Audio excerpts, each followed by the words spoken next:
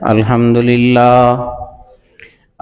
لله نحمده ونستعينه ونستغفره ونؤمن به ونتوكل عليه ونعوذ بالله من شرور أنفسنا ومن سيئات أعمالنا من يهده الله فلا مضل له ومن يضلله فلا هادي له ونشهد أن لا إله إلا الله وحده لا شريك له ونشهد أن سيدنا وشفيعنا ومولانا محمدا عبده ورسوله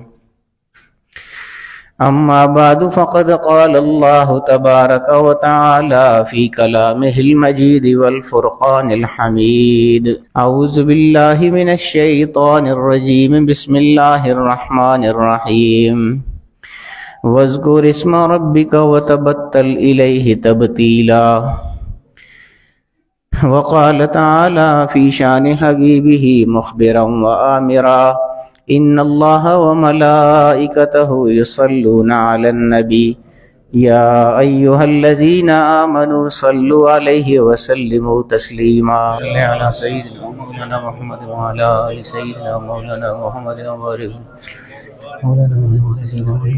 الصلاة والسلام عليك يا رسول الله وعلى آلك وأصحابك يا حبيب الله الصلاة والسلام عليك يا شفيع المذنبين وعلى آلك وأصحابك يا رحمة للعالمين. سامعین محترم، ذکر الہی کے حوالے سے ہماری گفتگو چل رہی تھی. میں نے آپ کو پچھلے جمعے بتایا تھا کہ دو ہی بڑے ذکر ہیں، ایک اللہ رب العالمین کا ذکر اور ایک اس کے حبیب پاک رحمت للعالمین صلی اللہ تعالی علیہ وسلم کا ذکر.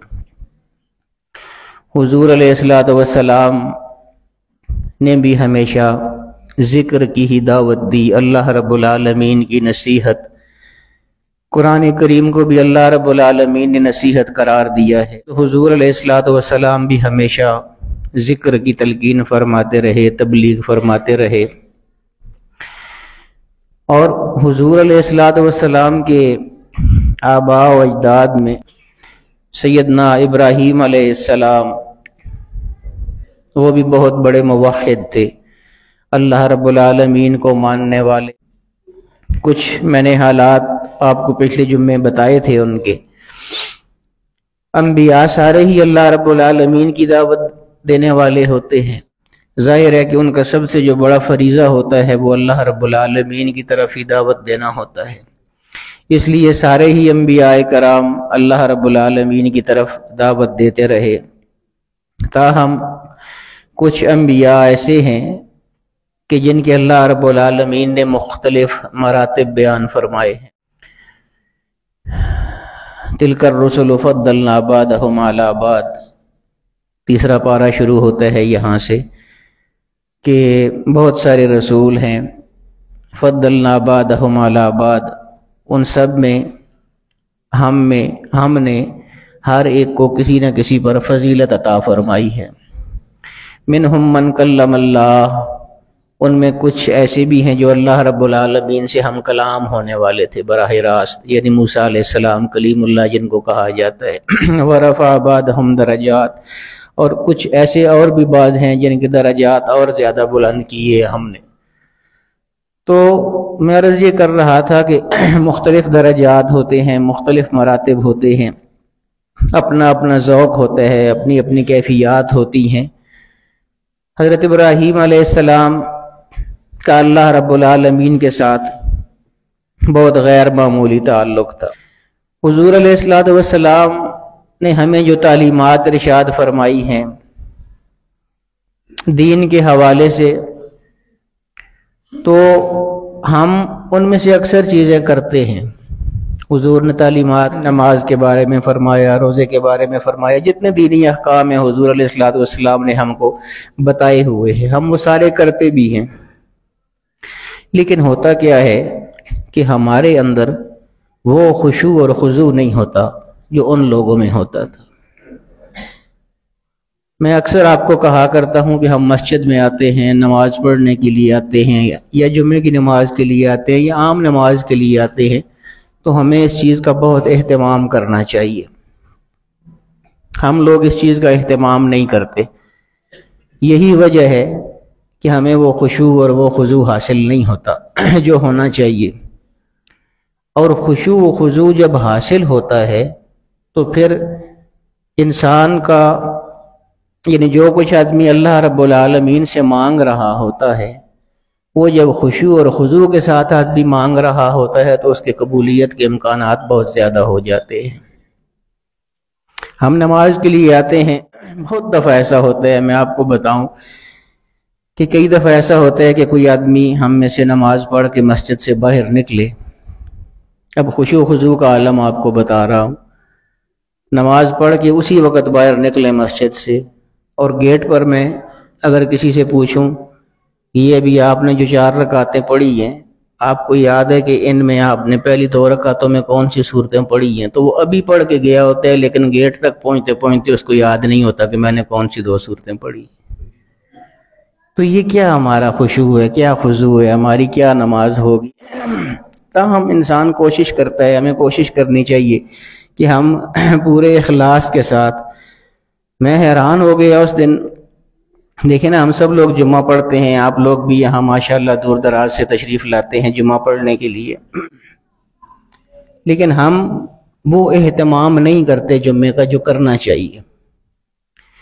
میں اس دن ایک جگہ گیا ہوا تھا، ایک پروگرام تھا اس میں، تو وہاں ایک دوست ملے مجھے، تو وہ بتا رہے تھے کہ اللہ رب العالمین کا بہت شکر ہے، اللہ رب العالمین نے مجھے بہت دولت سے نوازا ہے، بے تحاشا دولت اللہ پاک نے مجھے عطا۔ اب ان کے بتانے کا انداز بھی آپ دیکھیں، عام طور پر زیادہ پیسہ آ جاتا ہے تو لوگوں میں غرور آ جاتا ہے، تکبر آ جاتا ہے۔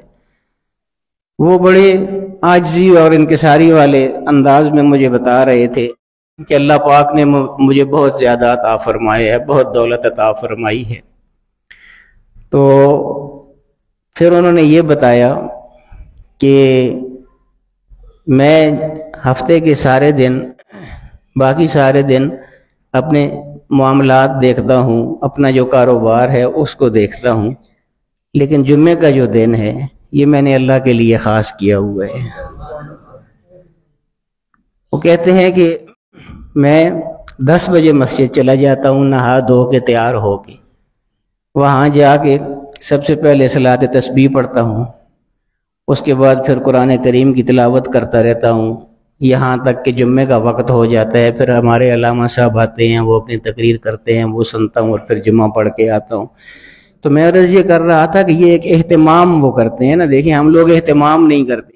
ہم میں سے تو یہاں آپ نے دیکھے اکثر لوگ خاص نماز کے وقت آتے ہیں، یعنی خطبہ بھی عربی خطبہ حالانکہ سننا ضروری ہے، یہ جو عربی بعد میں یہ تقریر تو اردو میں یہ نہ بھی اگر سنیں، لیکن جو بعد میں عربی خطبہ ہے وہ سننا ہر نمازی کے لیے ضروری ہوتا ہے۔ تو ہم میں سے تو اکثر ایسے لوگ ہوتے ہیں جو آتے ہی اس وقت ہیں جب خطبہ ختم ہو جاتا ہے، اللہ اکبر کر رہے ہوتے ہیں۔ تو یہ میں عرض کر رہا تھا کہ ہم لوگ اہتمام نہیں کرتے، ہمیں ان چیزوں کا اہتمام کرنا چاہیے۔ جب آدمی اہتمام کرتا ہے تو پھر لذتیں بھی آدمی کو ملتی ہیں۔ یہ جو انبیاء کرام علیہم السلام، میں آپ کو واقعات بتاتا ہوں، یہ ٹھیک ہے کہ ہمارا ذوق، ہمارا خشوع و خضوع ان کے برابر ہو ہی نہیں سکتا، وہ ظاہر ہے بہت بڑی ہستیاں تھیں، مقرب الہی، مقربین الہی تھے، ہم ان کے برابر تو ہو ہی نہیں سکتے، لیکن جتنا ہم کر سکتے ہیں وہ تو ہمیں کرنا چاہیے، ہم تو اتنا بھی نہیں کرتے۔ جب آدمی یہ چیزیں کرتا ہے پھر آدمی کو وہ لذتیں حاصل ہوتی ہیں۔ جو میں نے حضرت ابراہیم علیہ السلام کا واقعہ بتایا تھا پچھلے جمعے، ان کا بہت غیر معمولی تعلق تھا اللہ رب العالمین کے ساتھ۔ ظاہر ہے وہ اللہ کے خلیل تھے، ساری تفصیل میں آپ کو بتا چکا ہوں پچھلے جمعے کہ کیسا تعلق تھا ان کا اور خلیل کا کیا معنی ہوتا ہے، یہ سب میں آپ کو بتا چکا ہوں۔ ان کا اللہ رب العالمین کے ساتھ تعلق دیکھیے، اور اللہ رب العالمین پر اعتماد اور توکل اور یقین بھی دیکھیے۔ یہ کیوں ہے سارا؟ اس لیے کہ وہ جو تعلق ہے اللہ کے ساتھ وہ بہت مضبوط ہے۔ ہمارا تعلق مضبوط نہیں ہوتا، جس وجہ سے ہمیں یقین نہیں ہوتا، ہم یقین کی دولت سے محروم ہوتے ہیں. ہم دعائیں کرتے ہیں، ہماری دعائیں قبول نہیں ہوتی ہیں. کیوں نہیں ہوتی ہیں؟ کہ وہ تعلق نہیں ہے اللہ رب العالمین کے ساتھ جو قبولیت کے لیے چاہیے ہم کو. ان کا توکل دیکھیے، ان کا یقین دیکھیے، اللہ رب العالمین پر اعتماد دیکھیے. مشہور واقعہ ہے، آپ نے بارہا سنا ہوا ہے، جب ان کو آگ میں ڈالا جا رہا تھا. اب حضرت جبریل علیہ السلام جو ہیں، یہ آپ جانتے ہیں کہ اللہ رب العالمین کے پیغمبر ہیں، وہی لے کے آتے ہیں. اللہ رب العالمین جب ہم کلام ہوتا ہے انبیاء کے ساتھ تو حضرت جبریل کے توسط سے ہوتا ہے.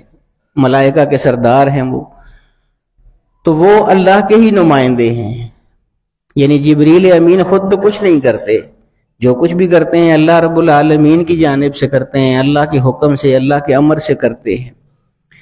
اس کے باوجود جب حضرت ابراہیم علیہ السلام کو جب آگ میں ڈالا جا رہا تھا، یقین اور توکل دیکھیے اللہ رب العالمین پر، اور اللہ کے ساتھ تعلق دیکھیے، تعلق کی مضبوطی دیکھیے.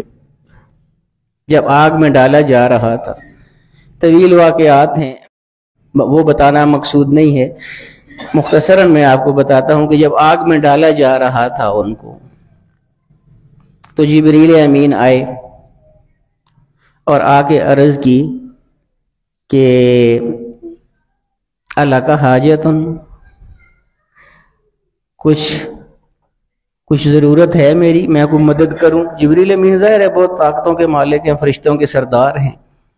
اللہ کا حاجتن، کوئی ضرورت ہے، مطلب یہ کہ میں ابھی آپ کو یہ آگ میں ڈالا جا رہا ہے تو اس سے بچانے کی کوئی کوشش کروں، میں کوئی ضرورت محسوس کرتے ہیں آپ؟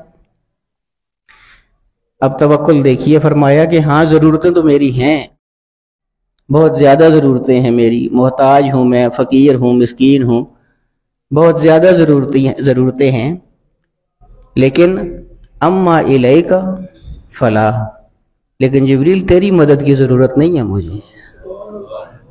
یعنی تکلیفیں ہیں، پریشانیاں ہیں، ضرورتیں ہیں، لیکن تیری مدد کی ضرورت نہیں ہے. یہ اللہ پر اب توکل ہے اور اللہ پر یقین ہے اور اللہ کے ساتھ تعلق کی مضبوطی ہے.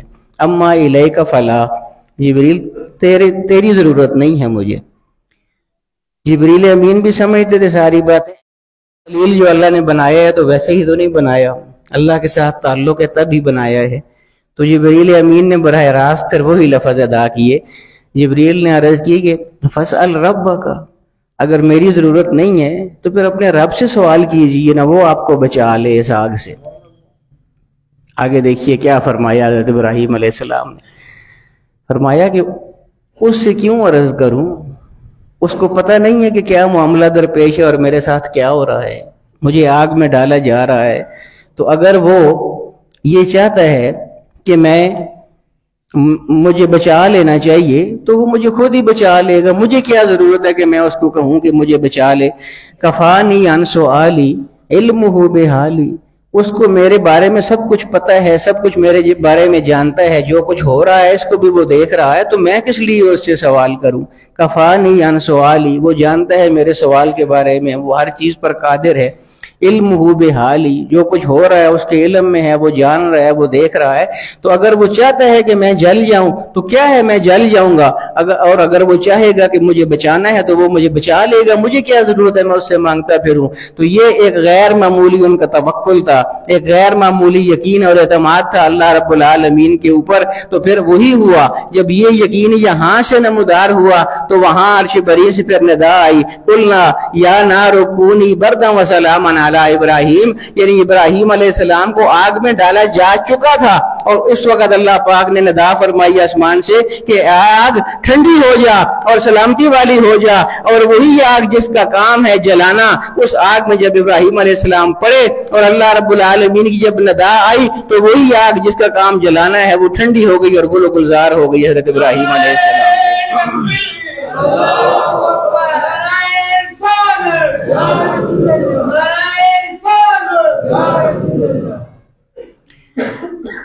تو یہ ساری دل کی کیفیات ہیں دوستو. میں عرض یہ کر رہا تھا کہ ہم جو عبادتیں کرتے ہیں تو ہمیں اپنے اندر کا بھی جائزہ لینا چاہیے. اللہ رب العالمین کی جب عبادت کریں تو پھر ماحول بھی ایسا ہونا چاہیے، ہماری کیفیات بھی ایسی ہونی چاہیے۔ وہ فارسی کا ایک شعر میرے ذہن میں آ رہا ہے، غالباً مولانا جامی کا ہے کہ بر زباں تسبیح و در دل گاؤ ہر، یعنی ہماری یہ کیفیت ہوتی ہے کہ ہم زبان سے تو اللہ اللہ کر رہے ہوتے ہیں، تسبیحاں بھی رول رہے ہوتے ہیں، تسبیحاں بھی پڑھ رہے ہوتے ہیں، ودر دل گاؤ ہر، اور گائے اور گدے بھینسے اور یہ جو دنیاوی معاملات ہیں یہ ہمارے ذہن میں چل رہے ہوتے ہیں، ہمارے دل میں چل رہے ہوتے ہیں، زبان پر نام اللہ کا لے رہے ہوتے ہیں، اللہ کو یاد کر رہے ہوتے ہیں، مسجد میں بیٹھے ہوتے ہیں، نماز پڑھ رہے ہوتے ہیں، لیکن خیالات ہمارے کہاں کہاں گھوم رہے ہوتے ہیں، دل میں کیا کیا چل رہا ہوتا ہے۔ تو وہ فرماتے ہیں کہ بر زباں تسبیح، زبان پر تو تسبیح ہے، ذکر ہے، و در دل گاؤ خر، لیکن دل میں دنیا جہان کے خیالات آ رہے ہیں۔ اینچ و نیچ تسبیح کہ دارد اثر، جب اس قسم کے ذکر کریں گے، جب دل اور دماغ کسی اور طرف ہوں گے تو پھر یہ ہمارا ذکر کیا معنی رکھتے ہیں اور کیا طاقت رکھتے ہیں اور کیا تاثیر رکھے گا۔ تو اس لیے اصل چیز یہ ہے کہ ہمارا وہ خشوع اور وہ خضوع ہونا چاہیے۔ نعرہ تکبیر،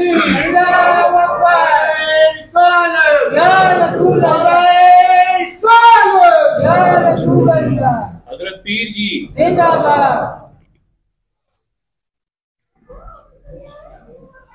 تو یہ ہے بر زباں تسبیح و در دل گاؤ خر، این چنی تسبیح کہ دارد اثر۔ اس طرح کی تسبیحاں رولنا اور اس طرح کے ذکر کرنا یہ بلا ہمیں کیا فائدہ دے گا جب تک ہمارے اندر ذوق نہیں پیدا ہوگا، ہمارے دل صاف نہیں ہوں گے، اور ہمارا جو تعلق ہے اللہ رب العالمین کے ساتھ اس کے اندر خلوص نہیں ہوگا، تو پھر یہ کیفیات کیسے نصیب ہو سکتی ہیں آدمی کو؟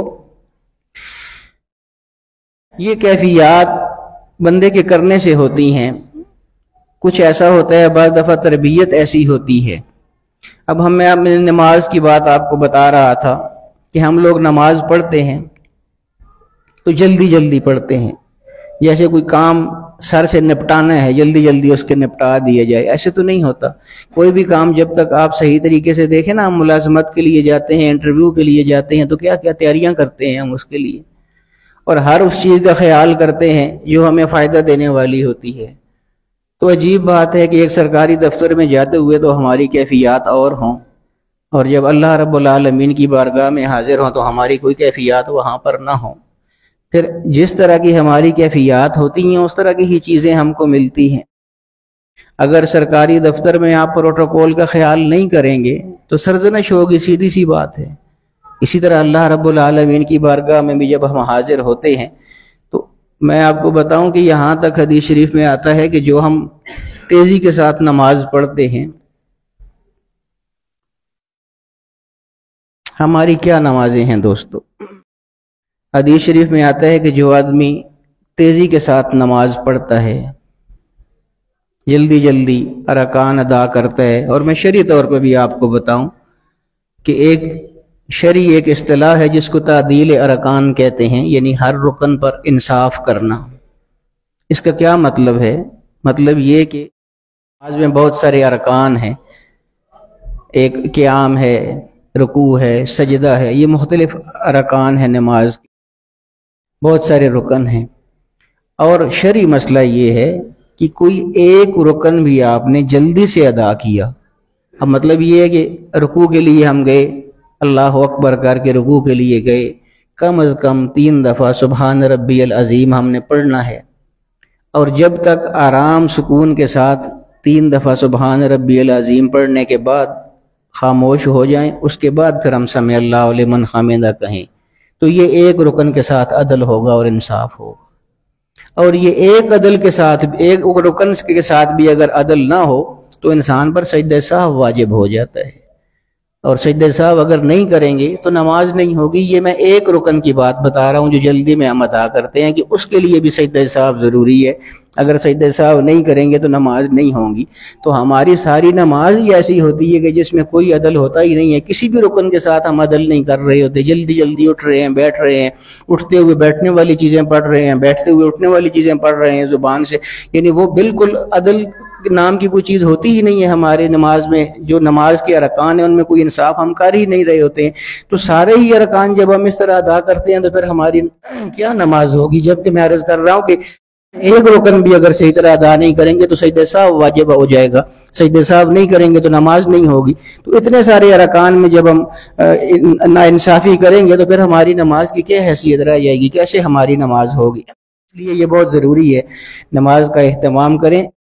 بھی اللہ رب العالمین ہم کو توفیق دیتا ہے، تھوڑی پڑھتے ہیں زیادہ پڑھتے ہیں، کم سے کم جو بھی پڑھیں اس کو ایسے پڑھیں کہ وہ اللہ رب العالمین کو پسند ہو۔ حضرت معظم رحمۃ اللہ تعالی علیہ بہت ٹھہر کے نماز پڑھتے تھے، بہت آرام سے، بہت آرام سے رکوع کرتے تھے، آرام سے سجدے کرتے تھے، لمبا قیام کرتے تھے۔ بڑی عجیب نماز تھی ان کی، کیفیات سے بھرپور، خشوع خضوع سے بھرپور۔ ہمارے یہاں مدرسے کے ایک استاد تھے مولانا محمد یوسف صاحب، ایک قاری یوسف صاحب ہیں جو قرآن کے یہاں استاد تھے، جن سے میں نے بھی قرآن شریف یاد کیا تھا۔ ایک اور تھے علامہ مولانا یوسف صاحب جو کتابوں کے استاد ہوا کرتے تھے۔ ان کی حالانکہ وہ بہت اچھے عالم تھے، بہت بڑے عالم تھے، بعض دفعہ ایسے ہوتا ہے کہ کسی طرف دھیان نہیں ہوتا آدمی کا، تو وہ اتنے اچھے عالم ہونے کے باوجود کبھی اس طرف ان کا دھیان نہیں گیا تھا کہ میں نماز بہت تیز پڑھتا ہوں۔ وہ بہت تیز نماز پڑھتے تھے، جلدی جلدی نماز پڑھتے تھے۔ حضرت معظم رحمۃ اللہ تعالی علیہ بہت آرام سے نماز پڑھنے والی شخصیت تھے۔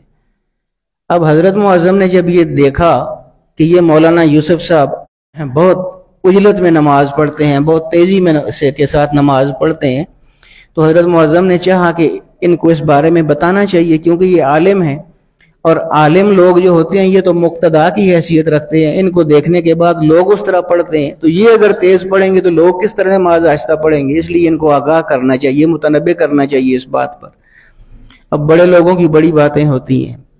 حضرت معظم رحمۃ اللہ علیہ ان کے ملازم تھے مولانا یوسف صاحب، چاہتے تو وہ سمجھا سکتے تھے اس طرح کہ میں نے آپ کو دیکھا ہے آپ نماز تیز پڑھتے ہیں تو آپ کو تیز نہیں پڑھنی چاہیے، لیکن چونکہ وہ عالم تھے تو حضرت معظم یہ بھی نہیں چاہتے تھے کہ ان کی عزت نفس مجروح ہو۔ حضرت معظم یہ بھی چاہتے تھے کہ ان کو یہ بات سمجھائی جائے، لیکن ایسے طریقے سے سمجھائی جائے کہ چونکہ وہ عالم ہیں تو ان کی بےزتی بھی نہیں ہونی چاہیے۔ کتنا یہ بڑے لوگ ایک دوسرے کا احترام کرتے ہیں اور خیال رکھتے ہیں ان چیزوں کا، یہ قدریں اب کہاں ملتی ہیں ہم کو دوستو۔ بہرحال حضرت معظم رحمۃ اللہ تعالی علیہ نے ایک عجیب ترکیب سوچی، اور ایک دن مولانا یوسف صاحب رحمۃ اللہ تعالی علیہ ان کو بلایا مسجد میں اور ان سے فرمایا کہ مولانا آپ بہت اچھے عالم ہیں، بہت بڑے عالم ہیں، تو میں بہت عرصے سے نماز پڑھتا ہوں لیکن میں اپنی نماز پر مطمئن نہیں ہو رہا ہوں، مجھے ایسے لگتا ہے کہ میری نماز میں اب بھی بہت ساری کمزوریاں اور غلطیاں ہیں، تو آپ ایک چونکہ بہت اچھے عالم ہیں تو میں یہ چاہتا ہوں کہ میں آپ کے سامنے 2 رکعت نماز پڑھوں تاکہ میری آپ اصلاح فرما دیں، جہاں جہاں میری غلطی ہے وہ مجھے بتا دیں۔ وہ مولانا یوسف صاحب فرماتے ہیں کہ چنانچہ حضرت معظم رحمۃ اللہ تعالی علیہ نے میرے سامنے 2 رکعت نماز پڑھی، اور اتنی ٹھہر ٹھہر کے سکون کے ساتھ پڑھی نماز، میں ان کو دیکھتا رہا، ہر رکن انہوں نے پورے عدل کے ساتھ انصاف کے ساتھ ادا کیا، اور جب 2 رکعتیں پڑھ چکے تو پھر میری طرف دیکھ کے مسکرائے اور فرمایا کہ ہاں مولانا کو غلطی پکڑی ہے میری؟ تو انہوں نے کہا کہ میں نے عرض کی کہ حضور آپ کی غلطی نہیں پکڑی ہے لیکن اپنی بہت سی غلطیاں میں نے پکڑ لی ہیں، انشاءاللہ آئندہ نہیں آپ کو یہ ہوگی، شکایت ہوگی۔ تو یہ ہوتا ہے نماز۔ میں یہ عرض کر رہا تھا کہ جتنے بھی ہمیں اللہ پاک توفیق دیتا ہے ہمیں کوشش کرنی چاہیے آرام کے ساتھ سکون کے ساتھ پڑھا کرے نماز۔ نماز رسم نہیں ہے، کوئی دنیاوی رسم نہیں ہے، بلکہ اللہ رب العالمین کی عبادت ہے، اور جب ہم اللہ اکبر کہہ کے ہاتھ باندھ لیتے ہیں تو پھر دنیا سے تو ہمیں ویسے ہی کنارہ کشی اختیار کر لینی چاہیے۔ اللہ رب العالمین کی بارگاہ میں جو حاضر ہو گئے اس وقت جو کلام ہو رہا ہوتا ہے وہ اللہ رب العالمین کی باتیں ہو رہی ہوتی ہیں، اللہ کا کلام پڑھ رہے ہوتے ہیں، اس کی حضور کھڑے ہوتے ہیں۔ تو جتنا بھی ہو اہتمام کیا کرے نماز کا، تھوڑی پڑھے۔ میں اکثر کہا کرتا ہوں کہ بہت سے لوگوں کو میں نے دیکھا ہے کہ وہ فرض نمازوں کے بعد بہت سارے نفل پڑھتے ہیں، کوئی 4 نفل پڑھ رہے ہیں، کوئی 6 پڑھ رہے ہیں، کوئی 8 پڑھ رہے ہیں، لیکن اتنی جلدی پڑھ رہے ہیں کہ جتنی رکعت میں ایک آدمی 2 سنتیں آرام سے پڑھتا ہے اتنی دیر میں وہ 6 یا 8 نفل پڑھ کے جا چکے ہوتے ہیں۔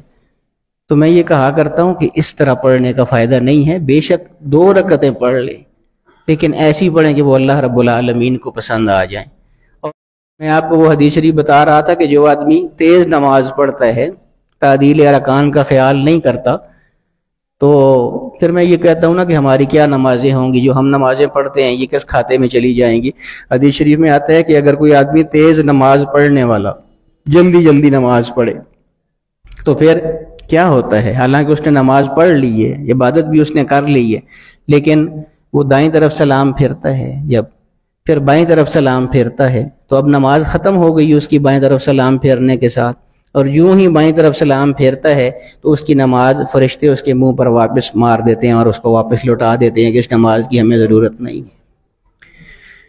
پھر ہماری نمازیں کس کھاتے میں جائیں گی؟ اس لیے میں کہا کرتا ہوں کہ بے شک 2 پڑھ لیں سنتیں، 2 نفل پڑھ لیں، لیکن اتنے اچھے طریقے سے پڑھیں کہ اللہ رب العالمین کو وہ پسند آ جائیں۔ اللہ رب العالمین کو زیادہ تعداد نہیں چاہیے، زیادہ رکعتیں نہیں چاہیے، بلکہ اس کو خلوص چاہیے، معیار چاہیے۔ تو عمدہ طریقے سے پڑھیں، عمدہ معیار کی نماز پڑھیں، بے شک مختصر پڑھیں۔ اللہ رب العالمین ہمیں صحیح طریقے سے نماز کی ادائیگی کی توفیق عطا فرمائے۔ وآخر دعوانا الحمدللہ رب العالمین۔